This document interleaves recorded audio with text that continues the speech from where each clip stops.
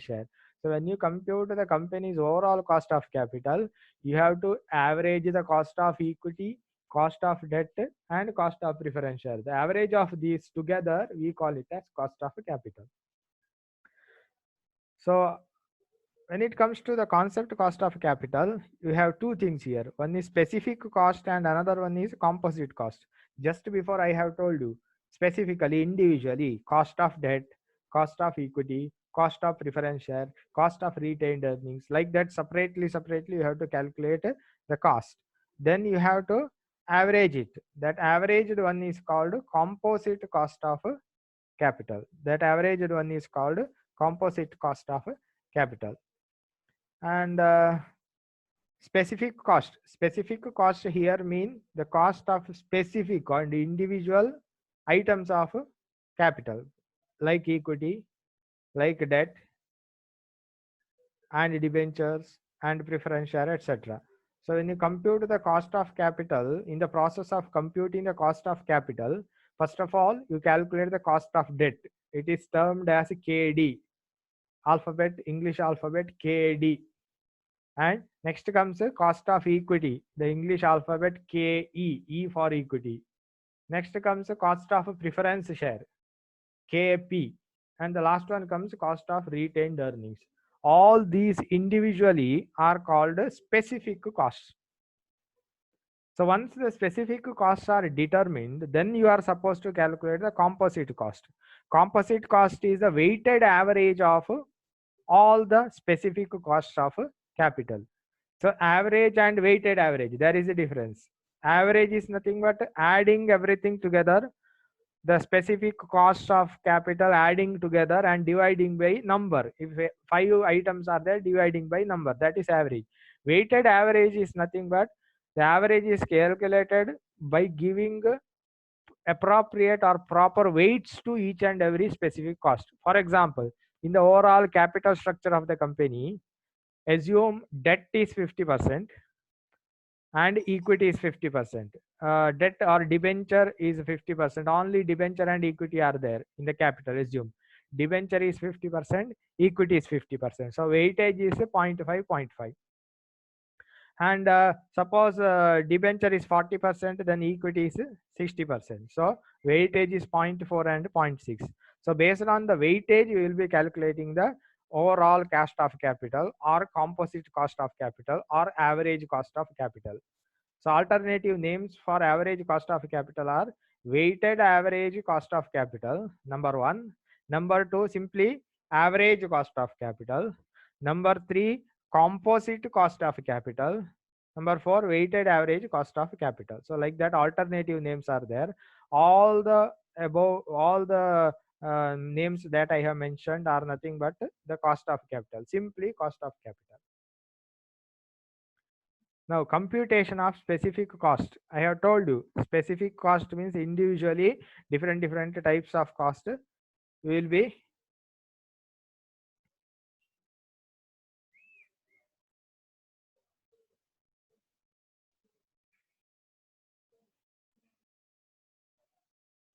okay. Computation of specific cost includes cost of debt, cost of preference shares, cost of equity shares, and cost of retained earnings. So all these specific costs individually we are supposed to calculate. Once we find out the specific cost, then we will be calculating the weighted average cost of capital. Cost of debt.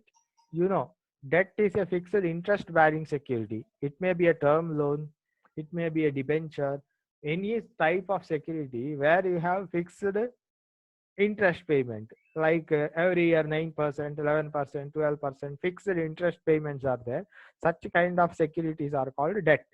So debenture, term loan, those things will come into picture here. Next comes cost of preference shares. Cost of preference shares are those shares where preference to the equity shareholders will be given in terms of receipt of dividend before the receipt of dividend by the equity shareholder. They have the preference. And here also, instead of interest payment, in the case of debt, in the case of bank loan, debenture, you have interest payment. In the case of preference share, company is not going to pay the interest. Rather, they are going to pay the preference dividend. So here preference dividend will come into consideration for calculating the cost of preference share. Then cost of equity share. Equity shares, you know, equity shareholders return is a dividend. So on the basis of dividend, we will be calculating the cost of equity shares. Cost of retained earnings. Retained earnings are the profit which are retained by the company, which are not paid out as dividend. For that also you have to calculate the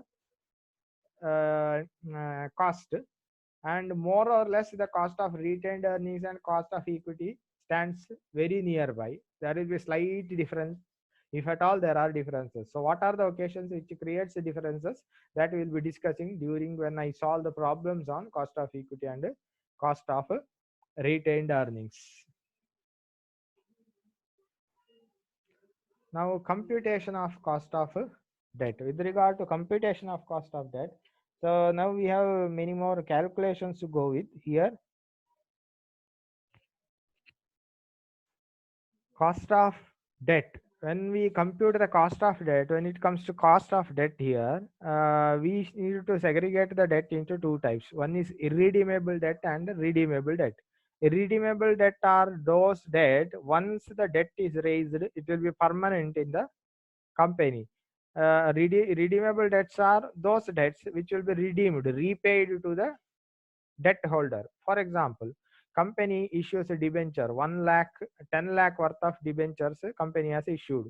Means company has raised 10 lakh rupees from the public, issuing the debenture holders. Debenture, issuing the debenture. So those who buy the debenture, they are called as the debenture holders. These debenture holders will be receiving interest at a specified rate. In my example, I said 10 lakh worth of debenture. If the debenture interest rate is 9% per annum, 90,000 rupees in the name of debenture interest company has to pay to the debenture holder based on his holding, how much he is holding as debenture, the portion of debenture he is holding. Based on that, he will be getting the interest. So after several years, it will be continuing. The debenture interest payment will be continuing, but it will be having a time frame. Like after 10 years, the debenture amount collected fully will be paid to the debenture holders back. The day when the debenture holders get back their debenture holding amount, then the debenture contract comes to an end. So these kind of debentures are called redeemable debenture, repayable debenture. Debentures which will be raised once the need is met, then it will be repaid back to the debenture. It is called redeemable debenture. Coming to the irredeemable debenture, here there will be no redemption, there will be no repayment. Once the debenture capital is raised, that debenture holder will be continuously receiving the return, and there will be no question of redemption until the liquidation. Okay, unless and until there are some special cases, there will be no redemption like liquidation and all other situation. Until then, there will be no redemption. Such kind of debentures are called irredeemable debentures. So calculation of cost of debenture differs from redeemable debenture to irredeemable debenture. So initially we are calculating and we are seeing here how to calculate the cost of irredeemable debenture, the debenture which are not going to be redeemed, assumed permanent, assumed permanent. So cost of debt. Now we are learning how to calculate the cost of debt, how to calculate the cost of preference share, how to calculate the cost of equity, how to calculate the cost of retained earnings. Under that, first one is cost of debt or cost of debenture here. So under that you have two. One is redeemable and another one is irredeemable. So we are learning now irredeemable debenture and the formula to calculate the cost of debt. When it comes to computation of cost of debt formula, we have two assumptions here. One is before tax and with the tax or without the tax, or before tax and after tax. That concept is there. So the formula what I have mentioned here, cost of debt, symbolically it is represented with KD is equal to I divided by SV. I divided by SV. I is the annual interest. I is the annual interest. SV is the sales proceeds or the value of the debenture during sale. Value of the debenture during sale into 100. I want you all to taking down this formula. Cost of debt is equal to I divided by SV, I divided by SV into 100 into 100. Cost of debt is equal to I divided by SV into 100. Where next line, KD is equal to cost of debt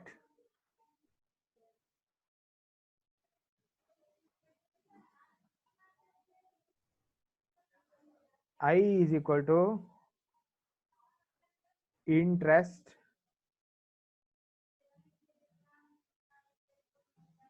SV is equal to sales value or net proceeds. Sales value or net proceeds.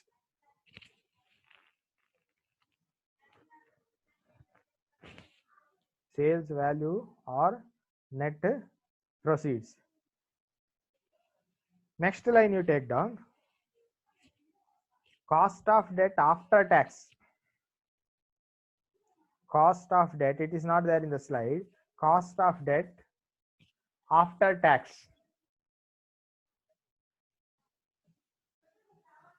Under that, cost of debt is equal to cost of debt within the bracket KD is equal to I divided by SV, I divided by SV, I divided by SV, KD is equal to I divided by SV into 100 into 100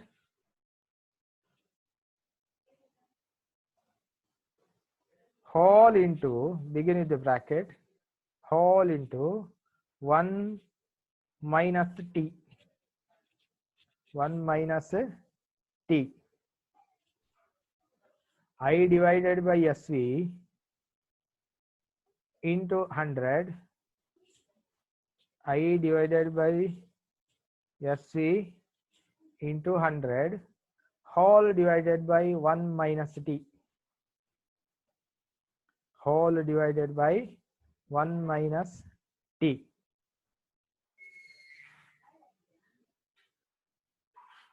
So this is the formula.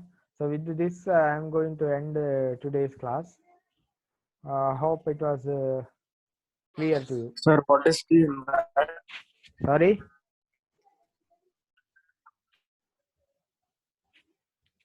Sir, what is T in that? T is the tax rate. T is the tax Okay, rate. sir. I'll explain this tomorrow and we'll go with the formula. Okay. I'll end the class now. Thank you all. So total 35. So anyone who joined late after me taking the attendance, let me know. Thank you, sir. Thank you, sir. Thank you. Thank you, sir.